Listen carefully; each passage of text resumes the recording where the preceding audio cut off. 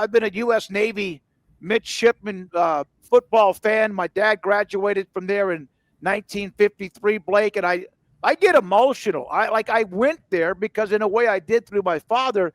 I love the way you play the game, and I'm so glad to have you on, and just to kind of pick your brain on many things. What's it like right now in Annapolis, Maryland? I mean, well, weather-wise, it's getting cold, so that's always best part of the year. But it's nice. Christmas coming around. But I think it's exciting right now. Being in Annapolis, getting ready for the Army Navy game. People are excited, and that's always how you want it to be, right? You don't want to have a bad season, and then people aren't looking forward to it, right? It's better when both teams are really good, like last year, especially. I mean, come to this game and have a really exciting game. So, can you explain that week for those who don't? We had Sheil Wood, who's the defensive coordinator at Texas Tech now, had a couple of years when he coached at Army, and he's been around, and now he's at Texas Tech. And I tried to ask him to explain that week, but it was kind of during COVID, 20 and 21, so it wasn't quite the same. They didn't get quite the same feeling, although they were on post at West Point. But what is it really like, Blake, that experience? Yeah. So there's two experiences I really think about. There's a Brigade Army Navy week sort of experience, and then there's the football team as well, right? I'll start with football wise, right? That's going to be just like any other rivalry week around the country, right? It's just practice is a little bit higher intensity, right? You're focusing on the details even more than you do the rest of the season, right? Everything's under a microscope, and so it's just you want to play the game already, right? It feels like it's too long, taking too long from now. What, like 9 more days or 8 more days until we're getting ready to play? So. You just want to be here already. And then from the Brigade side, right, we do a lot of celebrations for the Army Navy game, and also some pranks as well. The whole school starts pulling pranks on. We have exchange cadets from Air Force and Army, and so we have Air Force Week and Army Week, and so the midshipmen here in Annapolis, we pull some pranks around the yard on the Army cadets. So it's sort of funny. So this is a good football team again that you have, and guys were you've had a great run. I know you've had to battle an injury, but it seemed like everything's now fine with the game against Memphis, which was a really nice win. What were the expectations of Navy, in your opinion, this football team entering the year? I think we had really high expectations for ourselves, right? And that's something we really hadn't had around here in a while. Going back to 2019 when they had a really nice season, but there hadn't been a lot of continued success, right? They had the one season in 2019, and then 2020 came around, and we sort of disappointed again. And so I think this year we wanted to sort of change, that tune, and wanted to manage expectations like we hadn't in the past. And so, I think all off season and all preseason and camp and such, it's been different standard, a different level of execution, just, in all aspects of this team. And so, I think we knew in spring camp, that we could be special if, we took care of our business. And so coming back with, the entire backfield coming back and a lot of defensive starters. And we knew we had young guys to fill positions where we lost, contributors. So, we were excited for this season, and we're excited for the way it's panned out so far, and excited to cap it off the right way.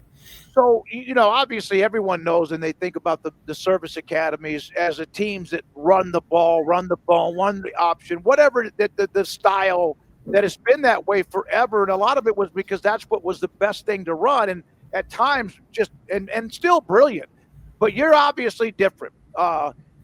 Keenan Reynolds and some of the great names. I'm back in the day, Roger Staubach. I'm old enough, was unbelievable, but there haven't been a lot of dual threat type guys. What was the recruitment with you like? I think we just lost you. You just lose him? Am I still here? Oh, there we go. So sorry. We know about the service academies and the option, the bone, whatever it is, triple, but it's different now. What was it like with your recruitment to Navy with Brian, with Coach Newberry? Yeah, so I was recruited still under the old head coach, Coach Kent. And so it was, I ran the triple option in high school, funny enough. And so I was, I knew I could throw. I had playing a quarterback, but I didn't really put it on film, truthfully. We only threw the ball, I think, 60 times my senior year. So it was a little weird overall. But coming in here, I had to develop as a passer at a college level. Truthfully, I was not at a college level coming into this institution. And so one of the biggest people that helped me out with that was Coach Cronick and Coach Jasper. They really helped, elevate just my understanding of the passing game, be able to read defenses and know where to go. And then also a lot of the credit goes to the guys we got in this team, right? It wasn't, it's not just any great throws every single time, right? Guys are making insane catches, great plays, catch and runs with Brandon Chapman, Eli Heidenreich, all our X receivers, our wide receivers out there. So they're all doing great things. They've helped me out immensely and to grow and just be comfortable in our passing game. So I came here, under the understanding I'd just be running the old triple option all the time. And, I'm glad to see how the offense has developed. Did you get a bunch of texts from friends or family or whoever after that game with Air Force when it seemed like it was air raid left and right, the way you guys both threw the ball the way you did? Yeah, I think a lot of people were surprised by just, the yardage that was put up and the points that were put up as well. People always like to talk about the unders, if we're talking betting in those games, but I think it was an offensive explosion on both sides. And so a lot of people were surprised, right? We set 2 records that day with Eli Heidenreich breaking the single game receiving record.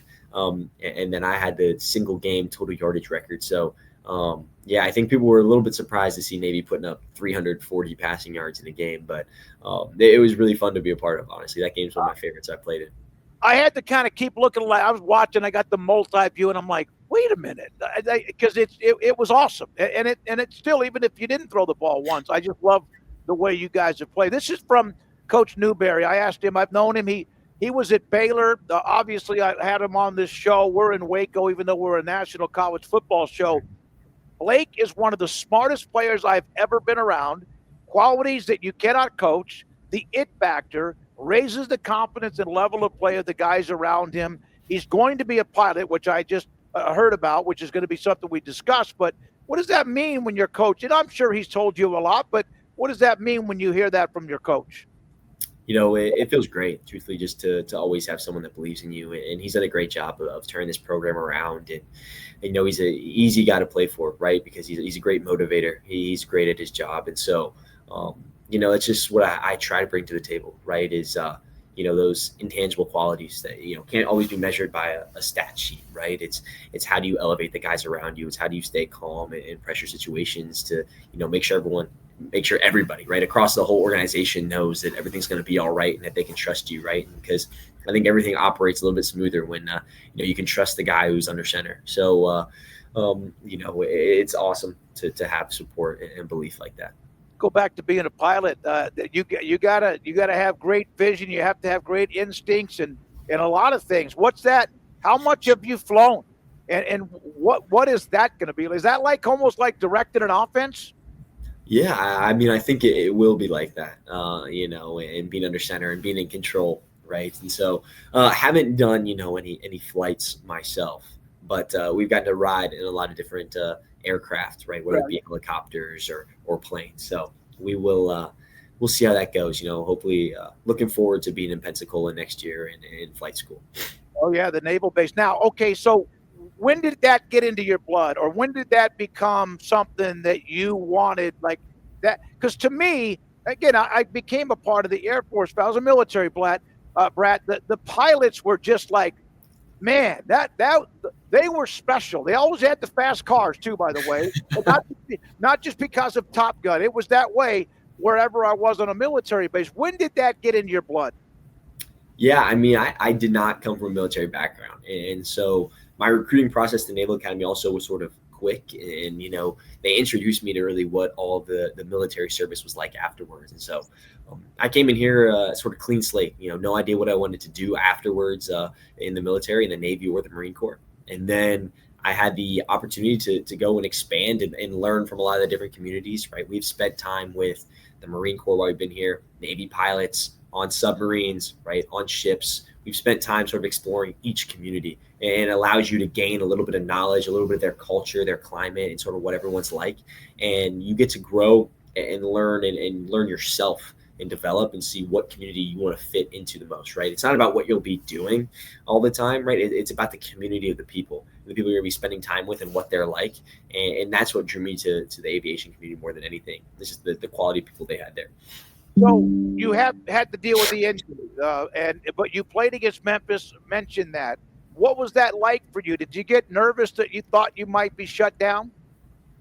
I mean, absolutely. I'm a a competitor in every sense, and I don't want to feel like I'm letting people down if I can't compete out there. And so, whenever you can't compete, whenever you get injured and you can't play in a game, it's difficult because you want to be out there. You want to represent your team well, but at the same time, you don't want to hurt your team's chances to win if you're facing an injury like that. And so, it's stuff we talk about with our coaches and training staff all the time, and just making sure I'm staying healthy, doing the right things. And so, if there is a time I'm not playing, it's probably because it's a pretty severe injury that's hindering our chances of winning the game, right? And that's the goal at all. It's not about personal gain. It's all about, sharing those team wins. And so if I can't help the guys do that, then, I shouldn't be out there on the field. Have you watched Haynes King at Georgia Tech play? Absolutely. Yeah, he's really good. I bring that up because I was just talking to Scott Strassmeyer about that you remind me your style. And I know his father. I've known Haynes since he was a high school player at Longview, and tough as you know what. And I see that in you as well. When you watch him play, what do you see?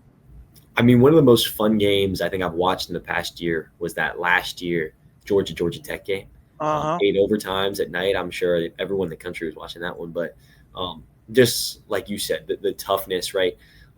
When you're in a position where the intricacies that are going on behind the scenes of a quarterback, right, of any job, right, you have a little bit more respect when you see someone doing it at a high level like he does. And so just the toughness, the way that he runs and commands that offense in a great conference like the ACC, but then also against high-level SEC talent a lot of times of the year, is really impressive. And so I'm super impressed by him and everything he's done there. Yeah.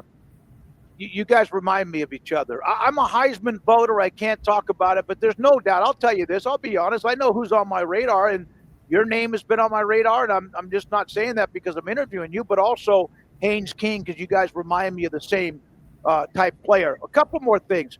What does it mean to be a midshipman?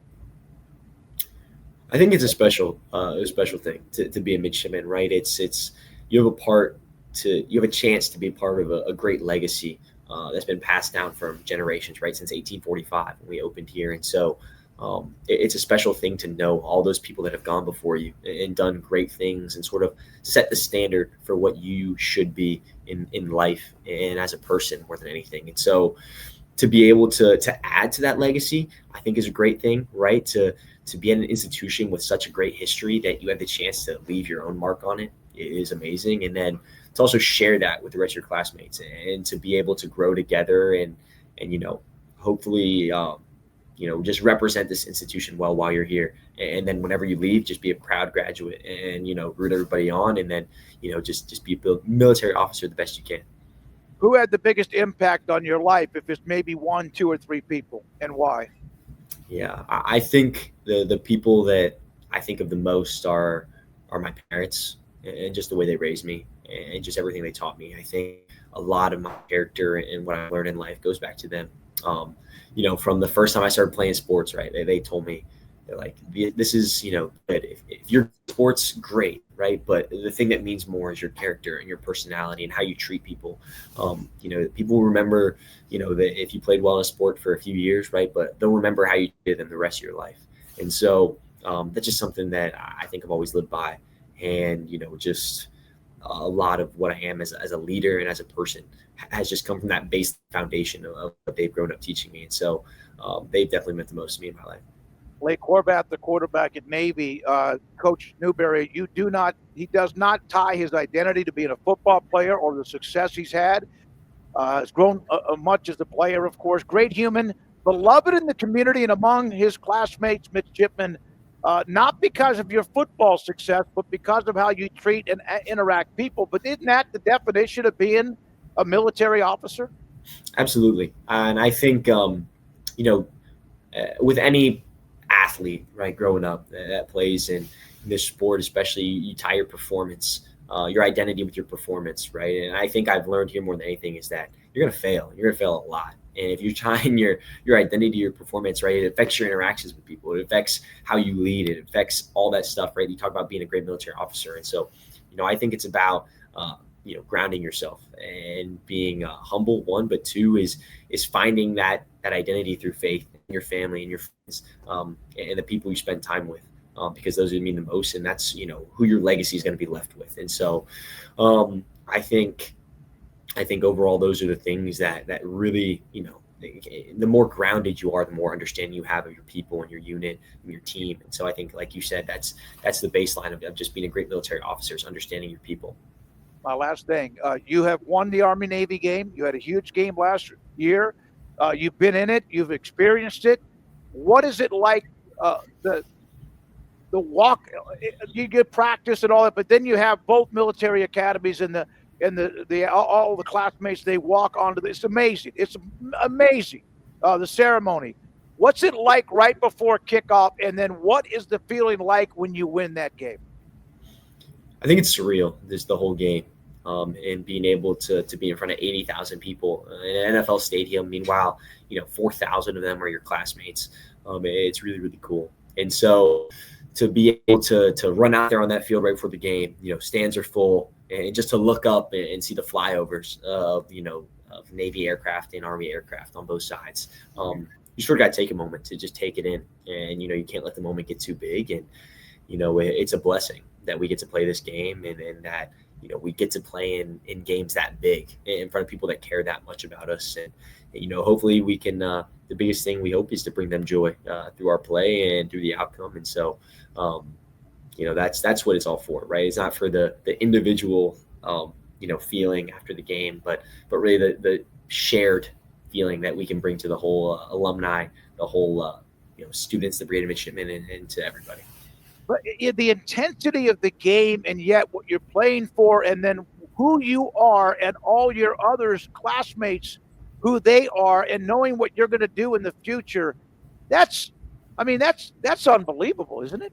Absolutely. I think it just, we say it a lot, but we have so much respect for what the other academies do, and for any veteran, and for any active duty military member, right? And so we understand what the military academy students will be going through, right, after we all get out. And so there's so much respect from that aspect. And for one day a year, or 2 days with the Air Force game as well, but for one day a year, right, we get to all come together and sort of be enemies for severely in that moment, and just represent institutions much bigger than ourselves, right? There's 22 guys on the field, but you're representing something so much bigger, and it's really, really special. Hilliard, Darby High School in Hilliard, Ohio, midshipman, Navy quarterback, future pilot, Blake Horvath, one of the best players in college football. Thank you, young man, for your time. Thank you. Thank you. Blake Horvath with me on 365 Sports.